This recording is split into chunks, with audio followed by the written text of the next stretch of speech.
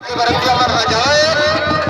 गाड़ी और घोड़े के सवार घोड़ा अभी आप मन के बीच बांधा टोला में शादी के अवसर में आए हवे। अब ये घोड़ा सब जगह जा जाके अपना कार्यक्रम दिखाए हवे। छत्तीसगढ़ ला मूल काहे संगवारी हो, ये तो एमपी में जाके, उत्तर प्रदेश में जाके, महाराष्ट्र में जाकर के अपना कार्यक्रम प्रस्तुत करता रहता है। छत्तीसगढ़ के भिन्न भिन्न जिला में, भिन्न भिन्न गाँव में जाकर के अपना कलाकार की कला को प्रस्तुत किया है। तो आइए आप मन के बीच बांधा टोला में शादी के अवसर में घोड़ा के राज और दूल्हा राजा की बारात। तो कैसे दूल्हा राजा बारात जाते और घोड़ा में सवार होते, तो आइए आप मन के बीच में प्रस्तुत है घोड़ा के घोड़ा में